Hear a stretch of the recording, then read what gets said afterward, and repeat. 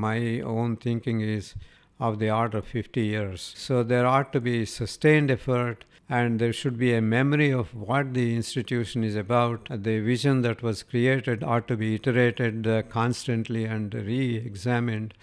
And overall, if you do it like that way, I think they can thrive. But if they have a short-term view and the only goal is to make money, you take a certain amount of money, but you do only this, that is not conducive for building a good institution.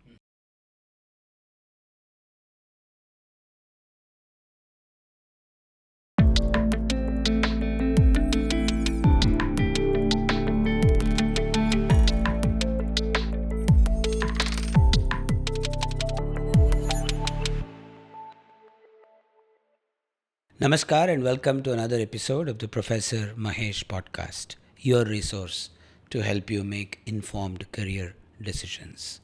As we like to think, this is your future simplified. This podcast is brought to you by IITM Global, an initiative of the Office of Global Engagement at IIT Madras. The Office of Global Engagement and IITM Global stand for everything that is IITM and India that the world needs to be seeing, experiencing, and benefiting from. Learn more about their initiatives through a link in the description below. India is a country where education is non-negotiable. Every family, irrespective of social strata, economic strata, geographical location, considers education of their wards, their children, as being paramount, as being among the top of the budgeted items in their monthly financial plan. This is one of the greatest assets of this country. But to build on that social asset that we have acquired through inheritance from generations, we now need to create an education system that responds back in kind by providing these wards a good tertiary education, college education. To talk about that, I have a scientist par excellence and an institution builder in his own right, Professor K.R. Sreenivasan. Professor Sreenivasan, welcome to this podcast. Thank you, Mahesh. Let's talk a little bit about what a good university should look like. What could a good college do to get themselves to become even better? And to help us understand what is it that colleges in India can do to really position themselves to become globe leaders. India is a land of tens of thousands of colleges, but we largely seem to be subscale. I want us to start talking about these colleges, and to a fraction of these colleges that are well-meaning, that are led by well-meaning individuals.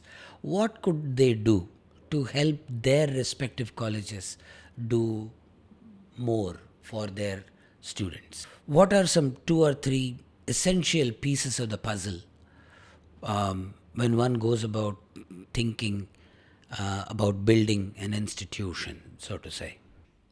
Yeah. Thank you for having me on your program. It's true that I've done a few things in my life, but it doesn't mean I can translate my experience to the kinds of questions you have in mind.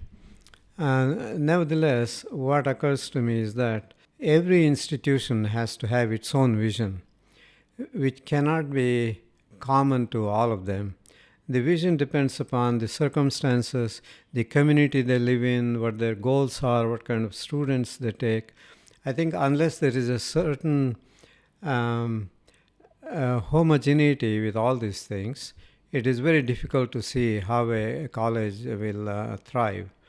So my own thinking would be, you have to think about what kind of students you want to educate, for what purpose, where you want to shine, which is very important, and how much resources you can generate and things like that. With a good vision and a good leader, my experience is that you can raise resources. I don't think resources should actually drive the how the institutions run. But overall, I would say the important thing is to engage everybody on the staff and faculty, certain faith in the system, certain transparency that is required for a process, and you might create a process ad hoc, but that is not very helpful. You need a process in which everybody trusts and everybody has a certain buy-in into the institution. Then such institutions will thrive. So good vision, good leadership, buy-in and participation, and then resources which need to be generated, but I think they can be. And this is how an institution can build itself up. You will have to bootstrap yourself if you are starting from scratch. You cannot say students are the only important thing. They are very important and their well-being is important. How well employed they get out of the college, how 10 years from now you want to visualize themselves to be, but also the faculty, the infrastructure and everything. So it's a lot of things put together in a well orchestrated activity. I think that's when an institution will thrive. Outside of the government college ecosystem, be it engineering or arts and sciences, there are only a fraction of the total, college-going students go to a government college, so to say, like an IIT or an NIT or a Jadavpur University or an Anna University. A large part of the education sector is in private hands, which means if we give them a recipe to improve, they will be able to go to work with it and do more for their wards. Can we go to the next level detail on that? How does a good, well-meaning college administrator, how can a college administrator zero in on a vision for a for their college, when these colleges were largely started by benefactors in their local areas because they would have seen, let's say, that there is a need for a college in their local area. A wealthy individual in that local area would have started that college. But subsequent generations of people, typically their family, a few generations later, may not have completely understood the vision with which the original founder started the college. So let's get to the next level detail on how a college can sort of develop its own vision. So I can speak maybe by example. Yes. The college to which I went in the US to fix it, sort of, so to speak, had many problems, but it had forgotten what kind of students it wants to recruit. You can recruit to Princeton very rich people, and that is not a problem. And you can also get rich and bright students. But suppose you are a small college, you don't have the comparable reputation. How do you now get the same kind of quality students? I think that's the key. And then, of course, you have teaching faculty and facilities. Faculty are very important because they provide the continuity for the institution and an institutional memory that they carry with them. Now then, that was the question before us. What sort of students are we looking for? So I would say on the faculty, I don't think there is much debate as to what sort of faculty you should get. You should get people who are dedicated, who want to feel like they belong to the institution instead of, just there for their livelihood and then disappear as soon as they find an alternative. Not that kind of faculty. We know what sort of faculty we want. But for students, I think you can say we all need bright students. But that to me is not enough. You ought to know whether, like the IIT students, you recruit them for them being the very best students, but many of them go abroad or whatever. But maybe you want students who are invested in the country, who really care about their neighborhood, their state, their country, um, mostly invested in the country. If you are interested in such students, you ought to pay attention to what kind of students you get. I would say that what forms the vision eventually. Yeah. And when you start to shape this vision, potentially it has to be a collective vision with faculty, alumni possibly, and the community involved. How do they know that they have sort of gotten the right student interest? Because ultimately, if a college is student centered, they will be okay in the long run. How do they know? Because it's ultimately about educating good students. Let's take a rural college in one of the states in India, for example. There are lots of these colleges, both engineering and non engineering. They were primarily started because there was no college there. It just filled a good lacuna. The vision to fill the lacuna was okay at that time, but today they have to go beyond. That's not enough. How do you do that? I would say that, and not every college can aspire for the same thing. For example, I could not have aspired for my sons to be NBA basketball players. They could not, because there were some limitations attached to them. But on the other hand, I could aspire for them to be good scientists or good whatever, because of their background, intellectually strong. And so I would still think you ought to have a good idea of the type of education you want to offer. Let me put it another way. If you want to be catering to only engineering students, for instance, as an example, you certainly ought to get people who have interest and talent in quantitative things. That is one important thing.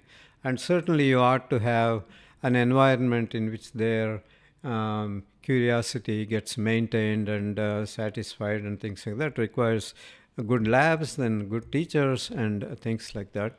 So these are all the important things. So I think every college should have a good idea of what it wants to be 10 years from now. 10 years is not too large a time scale, but it is not too small. But if you just run a college because you want to run it, like they started some years ago in a certain community and things like that, then it has a tendency to sustain itself at the same level. It is just not going to grow from one level to another. So I would ask, even for raising resources, you ought to know what it is you stand for, what it is you really want to accomplish. And this is done by constant dialogue with the faculty, constant discussion among oneself, and knowing what the opportunities are in the country, what the necessities are, and where the resources can come from. So all of them put together, you need to create a vision for yourself by taking all these factors into account. That's where good leadership comes. And a good leadership not only just takes the sum or average of all the views, but it actually drives the vision. But without the participation of all the so-called stakeholders, it would be very difficult to create a vision. Let's talk a little more about faculty involvement. You have made the point quite eloquently already. I'll add only one more part on that count, which I've observed particularly in India, that the faculty tend to be very deferential to the administration. Typically, these administrators are, owners or correspondents of the college, and it sets a different tone for that discussion between faculty and the correspondents.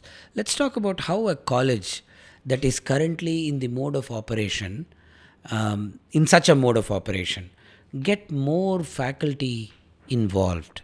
How can they sort of break this chicken and egg? So I think many people take for granted that the faculty should be involved in academic affairs. For example, teaching, curriculum and all that. I don't think even the management probably disowns this idea. On the other hand, that is not enough.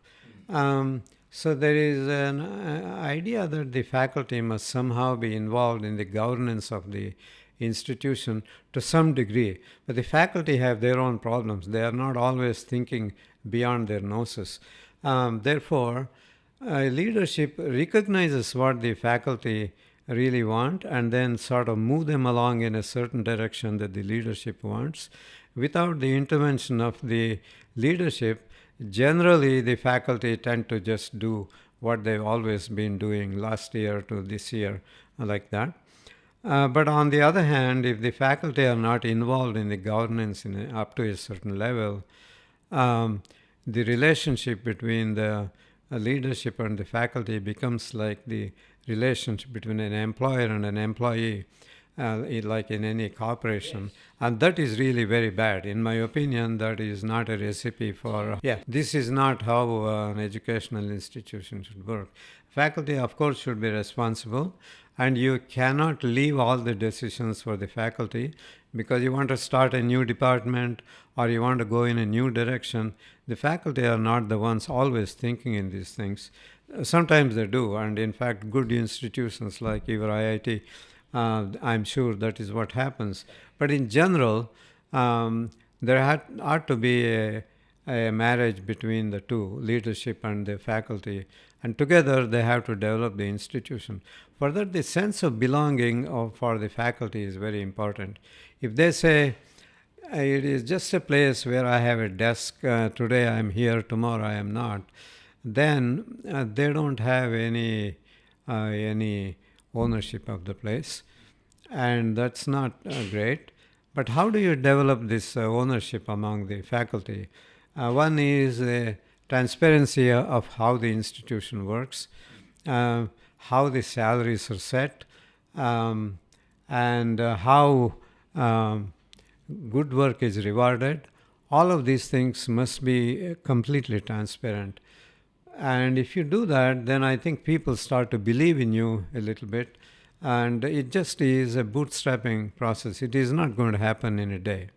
Even great institutions have a problem if there is a mismatch among all these things. And building an institution like a good college takes maybe, I don't know, my own thinking is of the order of 50 years. So there ought to be sustained effort, and there should be a memory of what the institution is about. The vision that was created ought to be iterated constantly and re-examined. And overall, if you do it like that way, I think they can thrive. But if they have a short-term view and the only goal is to make money or something like that, or even get resources from outside, just for a particular cause, like I am giving a ridiculous example. Maybe the certain government department says, we hire all your students, but you take a certain amount of money, but you do only this. That is not conducive for building a good institution. Mm-hmm. And one of the underlying themes which you have championed for a long time is decentralization of decision making.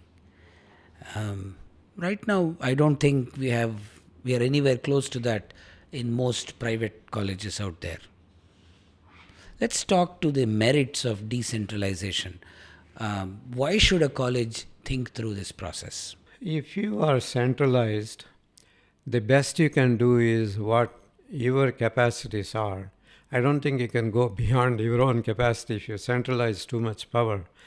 But if you decentralize and there's a more dynamic participation among all the people, good ideas come from many directions, and you can do much better than what you by yourself can do.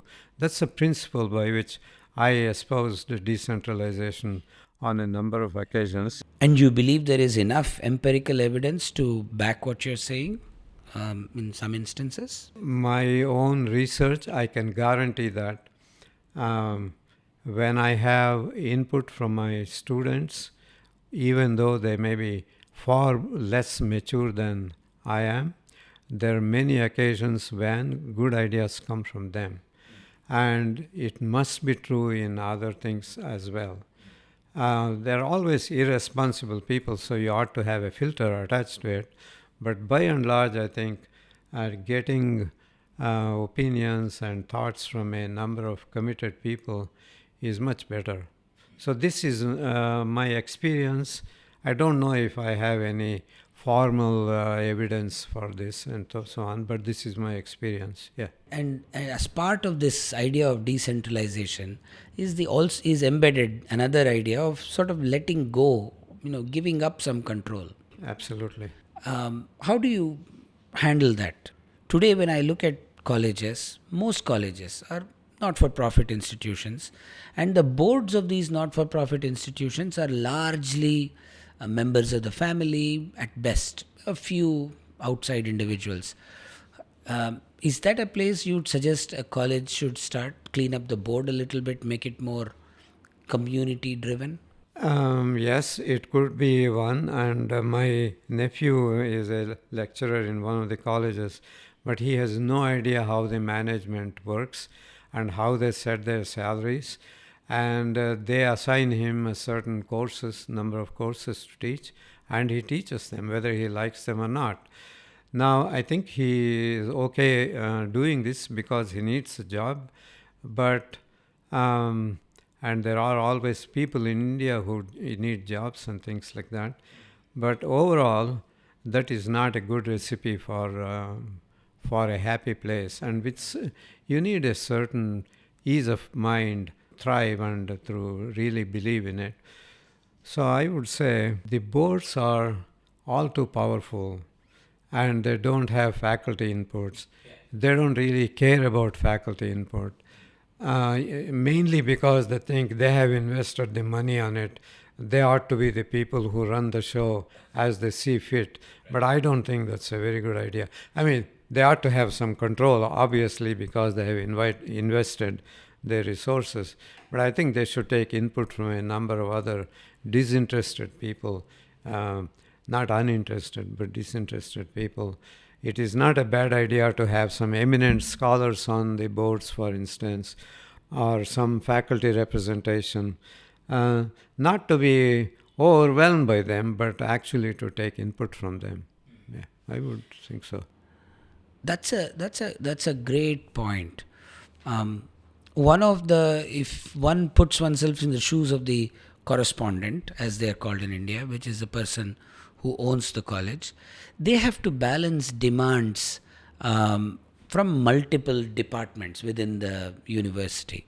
It's like, say, the mechanical engineering may have some demands that have to be balanced with another department. And that seems to be, sort of the excuse or the reason because of which the correspondent steps into the fray and takes control. You have seen how this works. How do you handle these interdepartmental conflicts? So this is where good leadership comes in.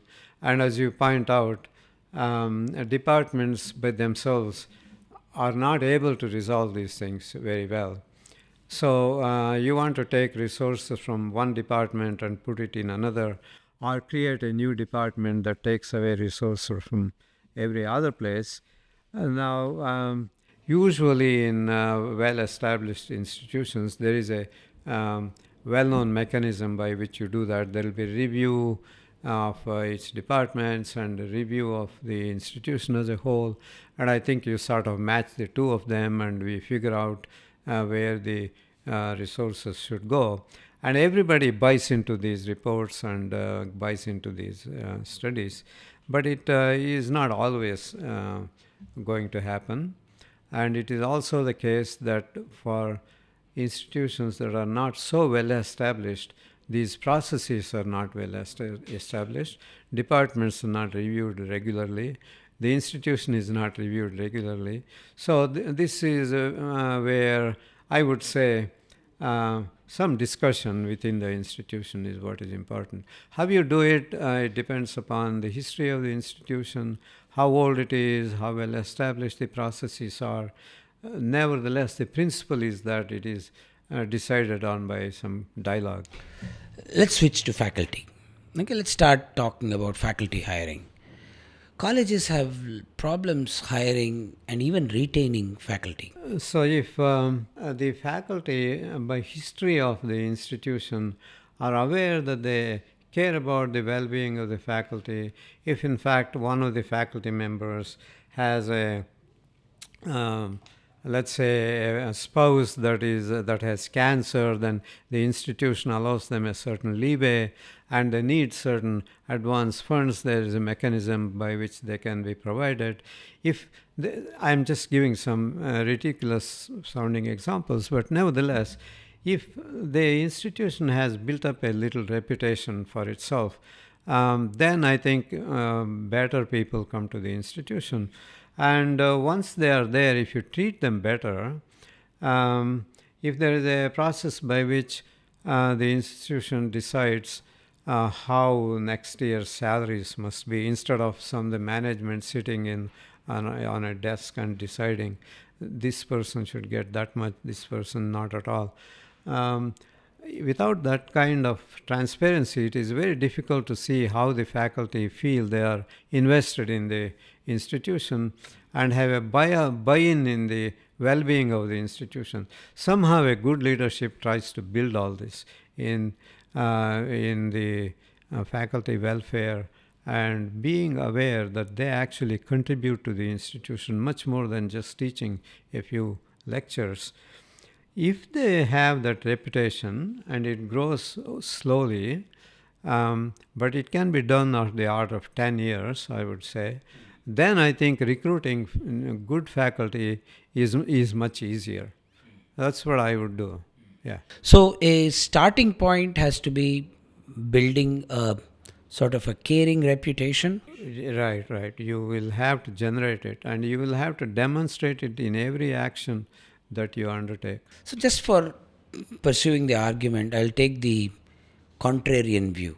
Is there a downside to transparency? There is, if there is too much transparency, in the sense that if everybody knows everything,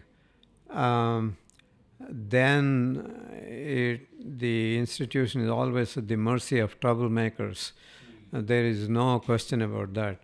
So there is a balance. There is a balance up to which you should be transparent, but everybody need not know everything. In fact, maybe they should know everything. So largely colleges are, clock in, clock out. They have a clock in, clock out culture. And it's almost like they're just treating them like a job. Let's assume there are well-meaning faculty members but are embedded in this clock in, clock out culture. Where do you suggest the college management or even faculty start to change this culture? So what happens after they clock out is the important part as an answer to your question. There could be activities in which the faculty and the students can be involved after they formally clock it out. It could be sports, it could be debates, and it could be many activities that are lying outside of the curriculum. But how many faculty can actually do this is a really difficult question. They have their families, after all. Sure. They have to go back to making sure that their own children study for the evening, or etc. Right? So it is difficult.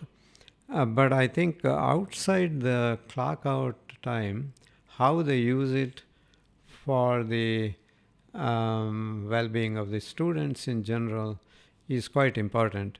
Not to draw any parallels, when I was at Yale had many colleges, undergraduate colleges. They're better than dormitories because they each had a dean, and then they had a master of the college, and they would have external activities like the one I'm talking about. They would invite some distinguished person to speak to the students and things like that.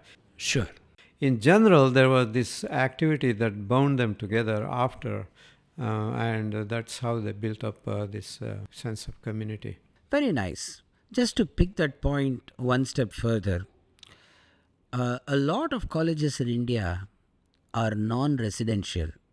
both students and faculty, they bus in and bus out. What do you suggest to them, wherever they are, and how do you handle this situation? This is a difficult question to answer, one with which I have wrestled myself, because I went from Yale to NYU. NYU is in New York City, and the city is wide open. It has immense number of cultural activities and things like that.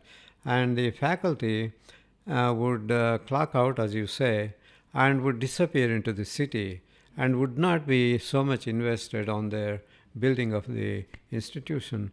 And that actually is a problem in that place, in my opinion.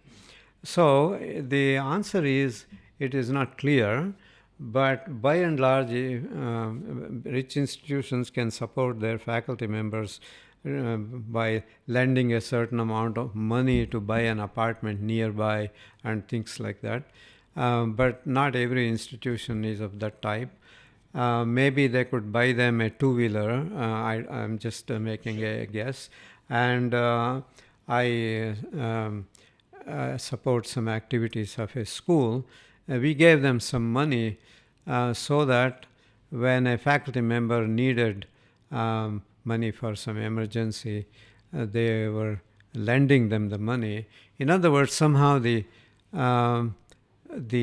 management was always investing in ways in which the faculty, even though they don't live right next door, would be willing to work for the institution beyond and willing to work with the students beyond. So far in that direction, you think investing in some real estate around the college for faculty housing is a good idea? I think it's a great property. It's a great proposition. Yeah. Okay, let's talk about hiring good faculty members. And you've hired hundreds of faculty members. You've built a department both at Yale and at NYU. In India, our philosophy has largely been advertise and select from the pool of people that apply. This is largely how even lots of colleges outside work. Whereas in the US, people seem to take a slightly more proactive approach. Can you explain the search process fundamentally? And maybe a college out there will pick it up, pick a few things from what you say, for them to start embracing this new way of hiring faculty members. So even in the US now, it is all bound by the rules, by the advertisement, people have to apply and things like that. But the active solicitation part begins by the faculty in those areas being aware of the advertisement, and they would call up their colleagues who might be the potential candidates for the position and sort of entice a number of their friends to suggest potentially good candidates, and some of them would apply, and it is possible that actually one would pick them because they may be the best candidates. But in general, this active participation of the faculty who are already there, who know what the institution is about, what it wants, and what type of faculty members it wants, and actively seek people, is the way it is usually done. But even in the US now, it all goes by advertisement, and if somebody does not apply within the deadline, they might even miss the opportunity. But generally, I have done it myself a number of times, calling up my friends. This proactive nature of hiring faculty is missing in India a little bit. I think so, yeah, I agree, yeah. Also, one more part of faculty hiring is typically the college principal, maybe the correspondent would be maybe the head of the department may be involved, but taking the opinion of a broader cross section of faculty is also a little missing in India. How do you help that? What could be the merits of something like that? It depends to some degree on the institution. Just to give the example of Harvard, which may not be the example everybody should be thinking about, for making a tenured appointment, they would always have an outside committee, not even faculty inside the institution.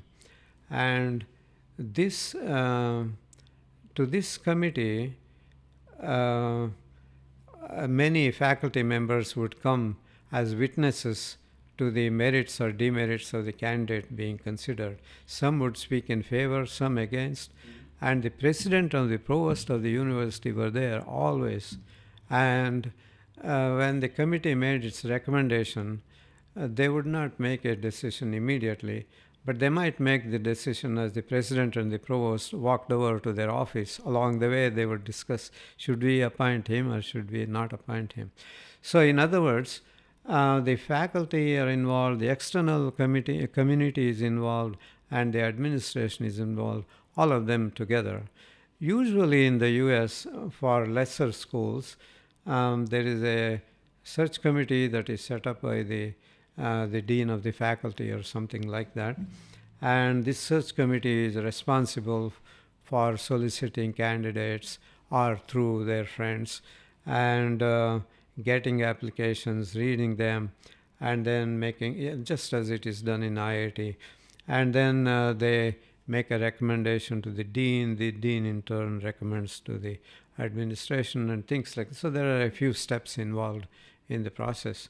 But if without the intermediary, if the administration alone meets candidates and makes a decision on its own, that in my view is not very good. Yeah. Let's now talk to faculty that are already in a college, and let's talk about how they can improve themselves. First, let's talk about improving teaching quality. There are lots of colleges in India and they're largely teaching colleges. How could a college sort of set systems in place that would nudge teaching quality to become slightly better? So, first, the teaching faculty must see some reward if they do a great job of it. I think in some sense, self-centeredness works a little bit. But the best way of providing some input to the faculty about their teaching is by some of their well-meaning colleagues sitting in their lectures and giving them some idea of how they are teaching.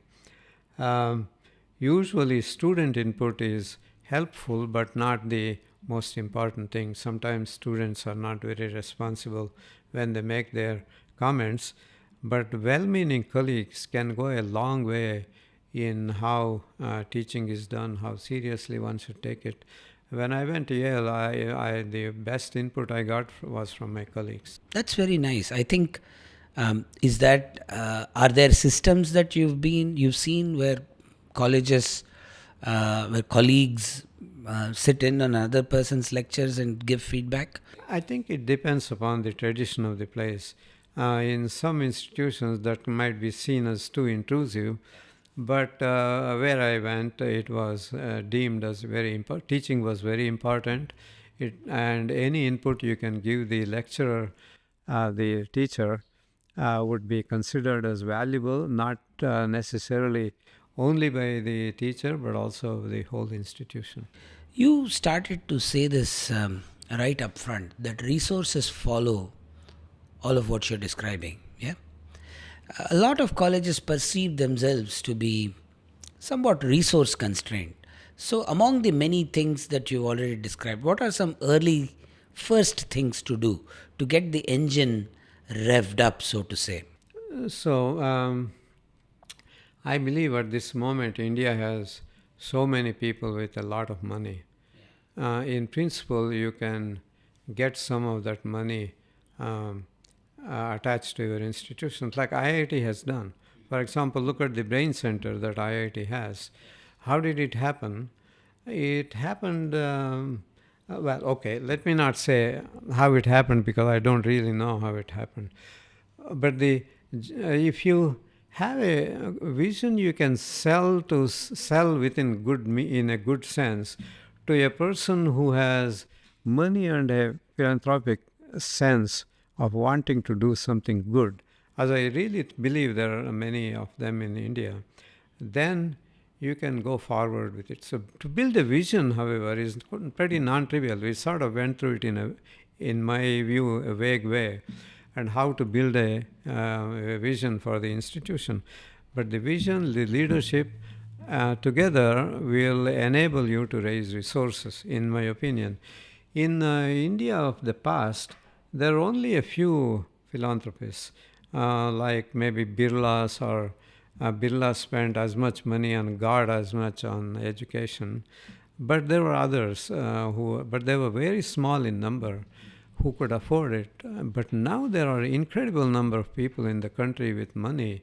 And why are we education institutions not tapping into them? They're not always stingy. They spend money on building 38-story building or whatever, right? But nevertheless, I don't think people like that are approached properly, in my opinion. And to approach well, you can't say, well, I have a college and you give money to it. You will have to say why you are special, why you want to be special, and make sense out of the whole thing. I'll take a word, that word special, and double click on it. In trying to be special, in trying to sort of create this vision, is it a good idea to be sort of general, or should a college carve out a niche saying, I'm going to be good at, let's say robotics education or some other kind of education. So any kid in a little bit of a vicinity around the college will come to me. Is that a good way? By special, I did not necessarily mean specialized, although it is probably included in some way. I think I would see it a little differently. Suppose you graduate a student today. In 10 years from now, where would you want her to be?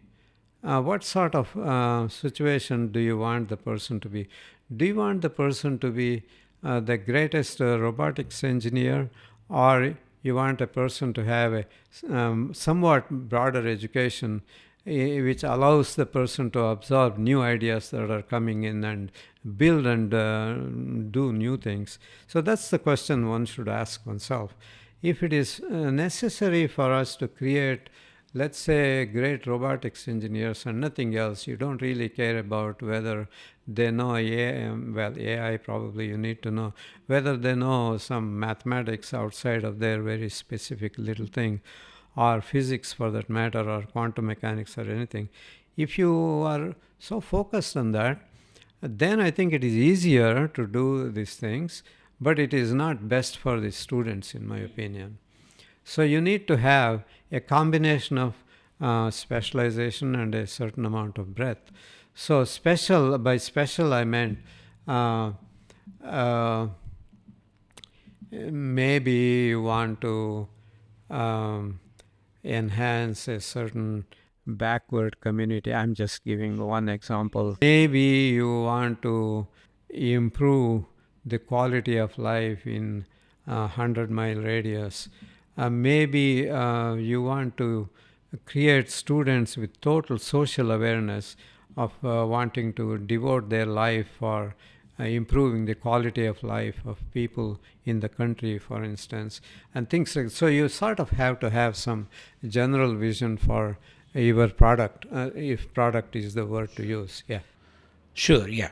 What you're saying, when you were saying what you were saying a minute ago, a thought occurred, and this may have been an observation from I've been to, let's say, from a few dozen colleges, which has typically between 1,000 to 1,500 students and a few hundred faculty.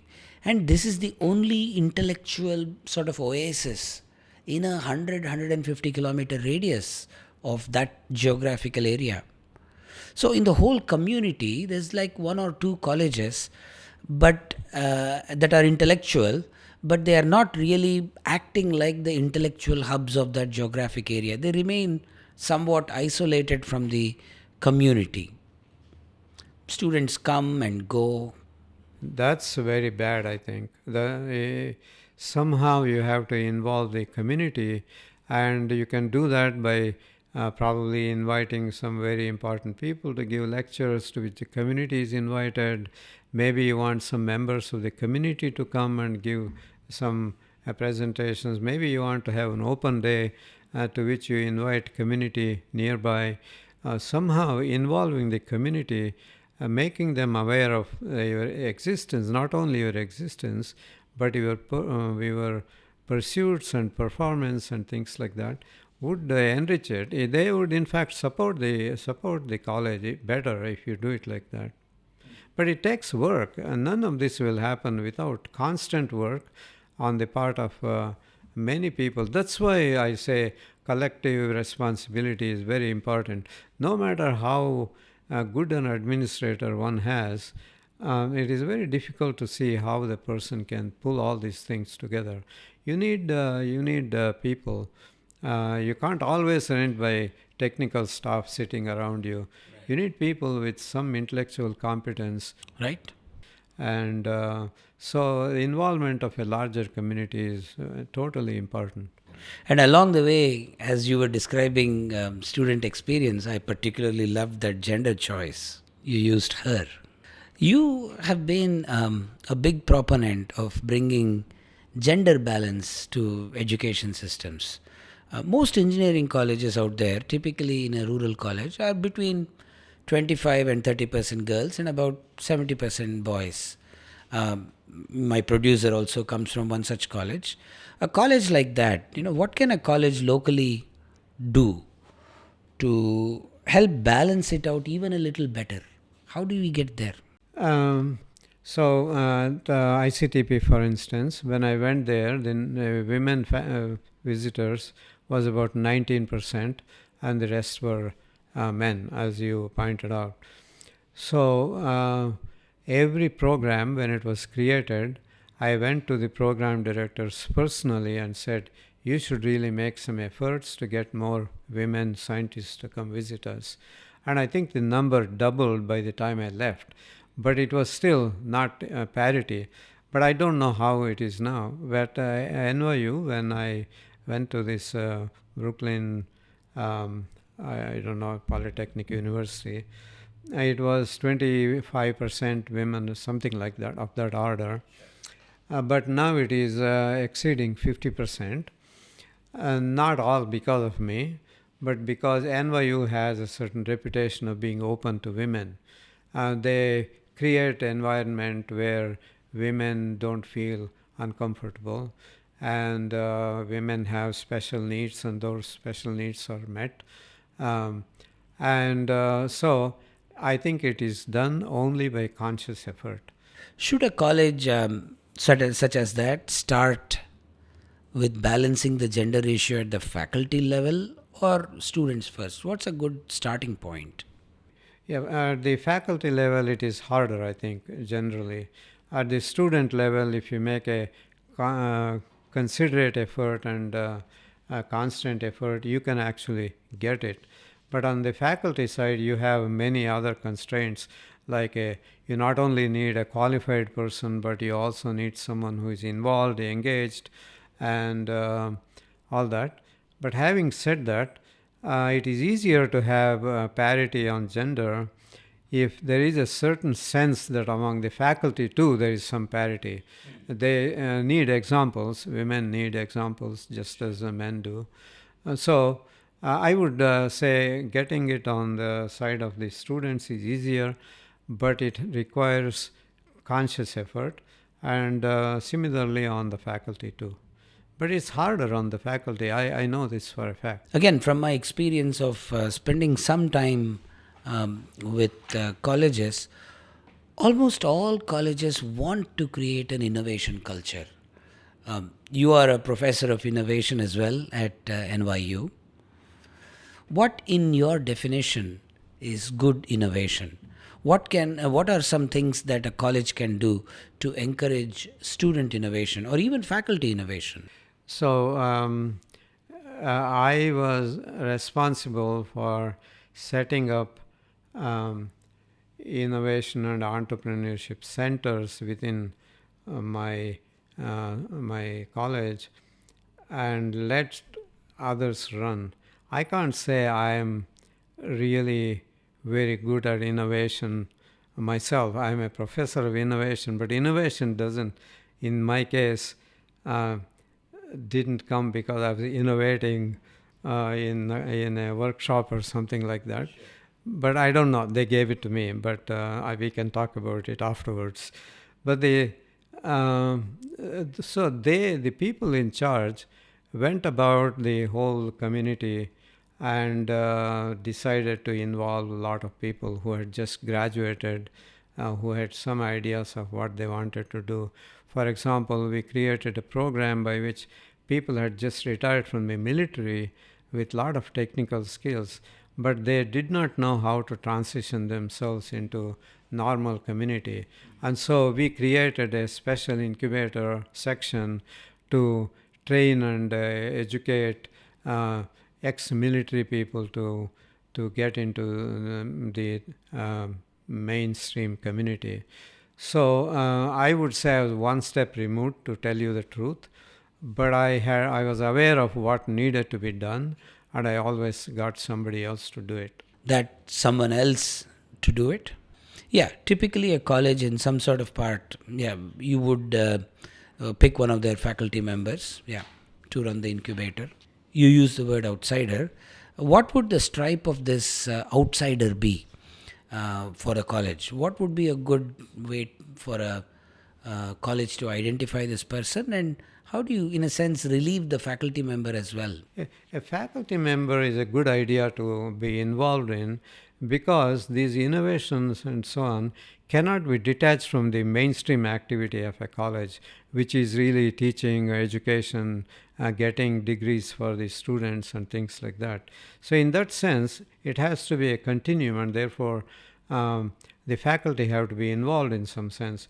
But if you ask the faculty, who basically are not innovators themselves, to be in charge of these activities, it is very hard to see how it will thrive. So you need a person who himself or herself has come up in innovative cultures, who cares about, let us say, things like global warming or energy efficiency, or things of that sort, and technologies related to it. Then it will not thrive without engaging or involvement or leadership of people who actually know these things, by having done by example. So that's typically an industry person.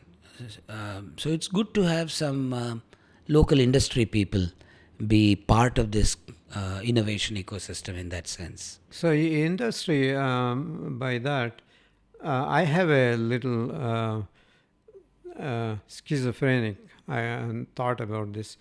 The old industries, big industry, steel industry, or even IBM and places like that, which sold mainstream mainframe computers for a long time and made money out of them, they really were not innovators for a long time. They lost ground because they were depending on some one product or one or two of them, and stopped innovating. So IBM for a long time didn't know where it should go, right? And now, of course, they have put their money into quantum computing and things like that. But I'm talking about smaller entities, which became big ones like Google and things like that, which didn't come from big existing companies. So I would go with mid-level industry, which are more innovative.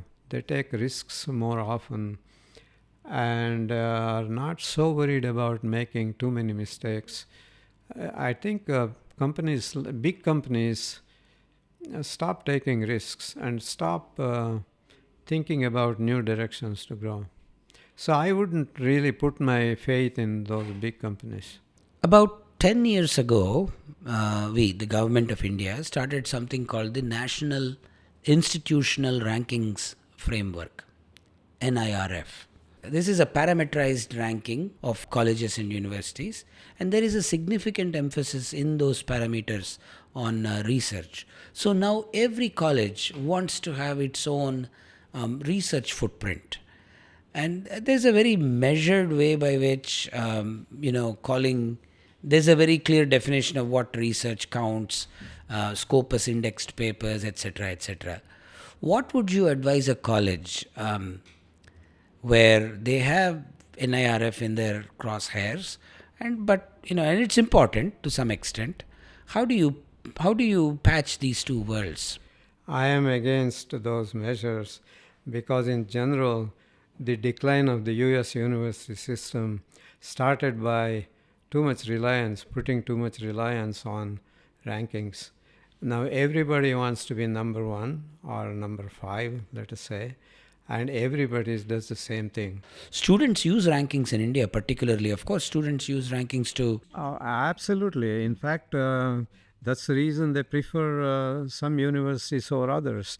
American students, Indian universities, Chinese students in particular, they're so much hung up on the rankings of the universities.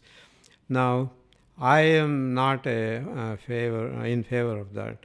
As I said, one of the real problems it has created is everybody knows what the metrics are, and therefore everyone tries to bring themselves up in their metrics. They don't really care about their circumstances, the special nature of the institution, their history, the type of students they get, but they all want to be exactly the same thing.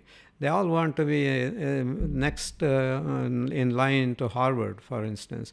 I think it has done a lot of damage to the institutions and how they think about building rankings. I was part of the system which was trying to build rankings or better the rankings of my own institution. So we always would look at what metrics there are and how to game yourself in this thing, which is really not very good.